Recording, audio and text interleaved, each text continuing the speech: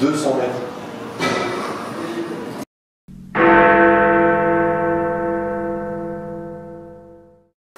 Mon cher Quentin. Mon cher Franck. Comment ça va? Bien et toi? Bien, tu as essayé des nouvelles choses ces temps-ci? Oui, on a essayé à Golf en Ville, on a essayé les fers Rogue. Alors ça c'est Callaway ça. C'est Callaway. Voilà. Donc les fers Rogue, on a essayé le fer 7 Rogue en graphite. C'est 2018. C'est les fers 2018. Et on les a essayés à Golf en Ville. Donc le modèle homme avec graphite. Exactement. Quelles sont les particularités de ce club, dis-moi? Bah, d'après la pub, il est très puissant. Ah oui, alors c'est vrai qu'il est présenté comme ça. Il est présenté un petit peu comme, je dirais, la dernière mouture de l'Epic en fait. Hein. Oui, qui était un bon club. Hein, qui est toujours un très bon club. Je l'enterre un peu vite. Hein. Non, celui-là, je pense qu'on ne peut pas trop l'enterrer. Non, c'est un très bon club, vraiment. Donc effectivement, le Rogue, nouvelle mouture. Donc on l'a essayé avec un shaft graphite. Oui. Et on l'a essayé en régular. Exactement. Hein, donc on va pouvoir avoir toutes les sensations sur ce qui va être certainement le gros des ventes. Hein. Oui, bah de toute façon, c'est les régulars, c'est le gros des ventes. Voilà, hein, de toute façon. Voilà. Bien, alors esthétiquement, je pense qu'on est assez d'accord, c'est un club normal, joli sans plus. Joli, voilà, petite couleur sympa, gris. Voilà, ouais. C'est, vous avez pu voir sur la vidéo de présentation, il est joli, sobre. Ouais, sans sobre, excès, il est bien. Il pose bien au sol. Alors j'ai trouvé aussi, il repose bien. Oui. Hein, une facilité à paf, ça voilà. c'est très agréable. Ah oui, j'aime beaucoup. En fait, la facilité à laquelle un club repose, c'est une des qualités premières d'un club de golf. Bah c'est aussi, ça va nous aider à bien nous installer. Parce que ça permet ensuite aux joueurs de s'installer correctement. Et il y a vraiment des clubs qui reposent bien, où le club vient tout de suite, paf, à plat sur la semelle, et il nous donne donc un emplacement de manche dans l'espace qui est bien défini et qui nous indique donc l'emplacement de la balle par rapport au pied, pardon. Ouais. Et puis ensuite, on a les clubs qui reposent mal, où là, on ne sait pas très bien si le club est à plat, pas à plat, donc est-ce qu'on est square, pas square, un peu. Et il y en a beaucoup aussi, des clubs comme ça. Oui, il y en a qui sont fabriqués comme ça, exprès. Exprès, oui. Alors, l'avantage, c'est vrai que c'est une des qualités de ce modèle Rogue, donc c'est effectivement... C'est qu'il se pose bien au sol. Il se pose très bien. Voilà.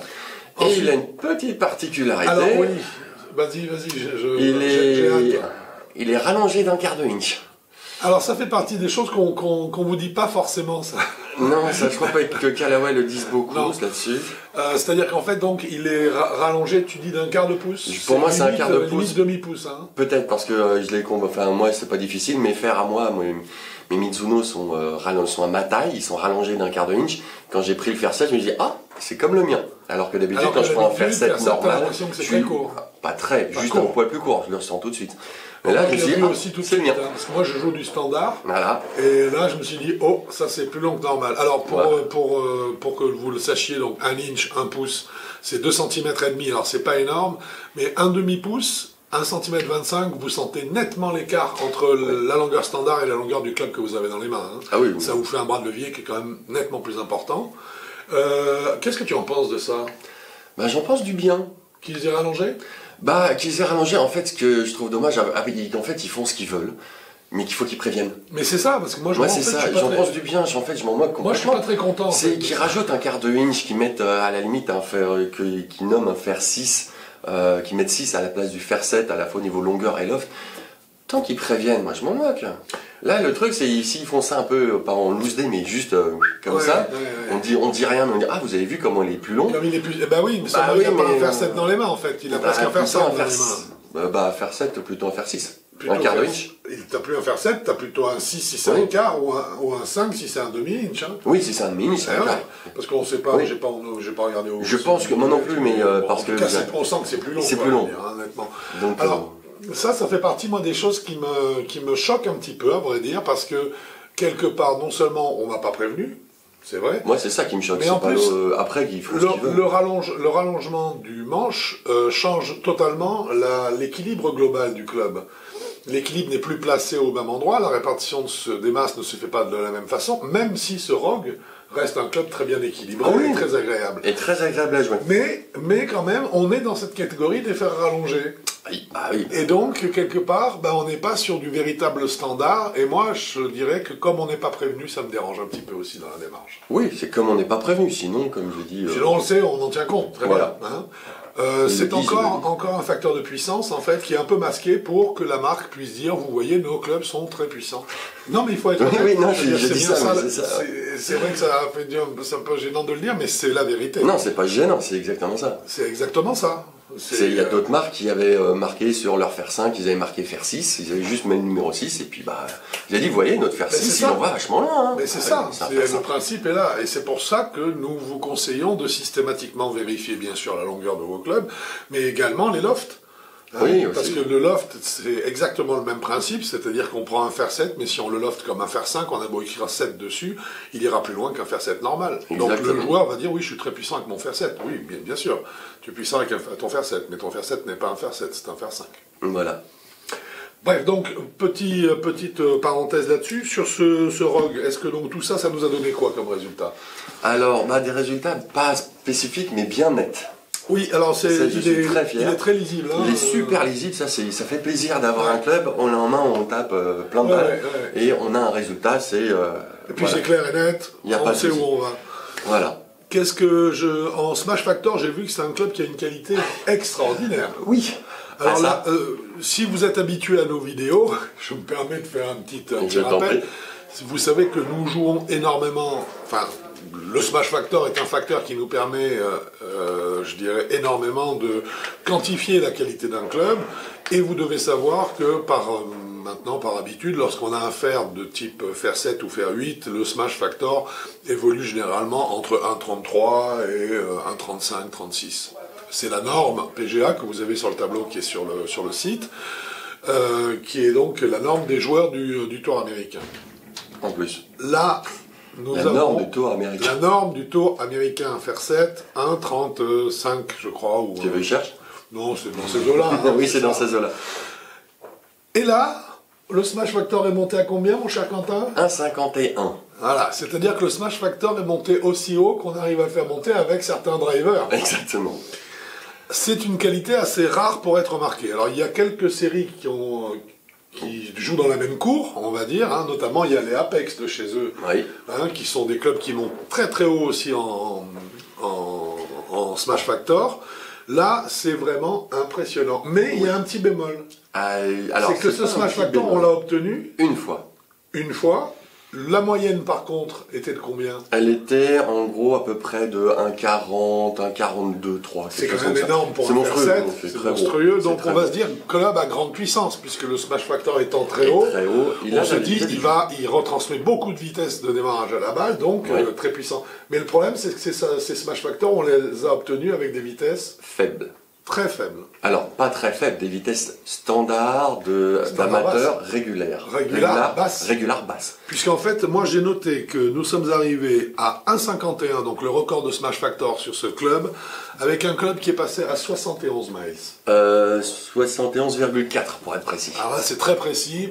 71,4 miles, c'est-à-dire qu'en fait, on est tout en bas de la vitesse où commence l'emploi des manches régulières. Exactement. Donc c'est en fait un club qui a un rendement phénoménal pour les joueurs qui ne frappent pas fort, les joueurs à faible vitesse. Et là, ils auront, je dirais, avec ce Rogue, ils auront la meilleure retransmission possible de leur faible vitesse pour obtenir de la distance. C'est le principe du Smash Factor. Ouais, exactement. Donc c'est limite entre shaft senior et shaft régulier. C'est ça. Après, donc ça définit déjà une clientèle. Le gros de la clientèle, on va dire, le gros de la clientèle dans le monde entier, c'est le niveau régulièrement, on va dire. C'est ça. Et donc là, ici, on se retrouve donc avec une zone de joueurs auxquels ce club serait adressé, que tu estimes de combien? Pour moi, c'est de 54 à 18. Voilà, c'est ce que j'ai noté aussi, hein, 54-18. Après, pourquoi est-ce qu'ensuite non? Ensuite non, moi je dirais, je sais pas. Ensuite, on n'a pas pu tester avec un shaft stiff. Ouais. Après, si on essaye un shaft stiff et c'est fait pour les faibles vitesses en stiff, ouais. Moi je vais être obligé de prendre quoi? Du double de XL? l'extra stiff. Mais maintenant attention, est-ce qu'il le fabrique en extra stiff? Voilà. Parce que ce manche-là en carbone extra stiff, à mon avis... Je suis pas sûr, mais donc c'est pour ça que moi 18, et en fait j'ai eu du mal à décerner le 18, le 54 il est venu tout de suite. Oui. Le 18, je me dis, suivant le shaft, est-ce que à ce moment-là la série va exploser au niveau tarif? Oui. Et quand je parle pour les joueurs première série, c'est même en dessous de 15, ou à bonne vitesse, moi je suis passé à combien? Pardon. À 92, à 95, voilà, 95, 92, il y en a eu à 100 miles à l'heure. Donc là, tu seras en extra stiff. Là, bon, on va pas éviter de compter le 100, mais en général, je suis aux environs de 90-95. Ce qui correspond parfaitement à du stiff. Voilà. Sauf que là, vu la... Ah bah là, vu le résultat, j'étais en dessous des 1,40. Et voilà. 1,40 au niveau du Smash Factor, alors que le club... C'est assez incroyable sur ce club. Bon, oui. Il est évident que ça aura une importance dans la note qu'on va lui donner, oui. Parce que ça veut dire que ça définit une zone qui est quand même relativement spécifique de joueurs. Ouais. Par contre, je dirais que ça n'enlève pas quand même les qualités de toucher du club. Non, alors ça pas du tout. Ça, quelle que soit la vitesse, et on en a fait de la vitesse, j'ai trouvé génial. Alors là, c'est le toucher, parce que le toucher est assez clair, on retransmet bien les informations, on a un très bon feedback. Quand on la centre bien en plein dans le sweet spot, on a une sensation de toucher de lame. Ce qui est très proche de la lame. Donc là, on n'est pas pile poil dans la lame. On est sur un sweet spot de quelle taille? Moi, je dirais plutôt dans les 20 centimes.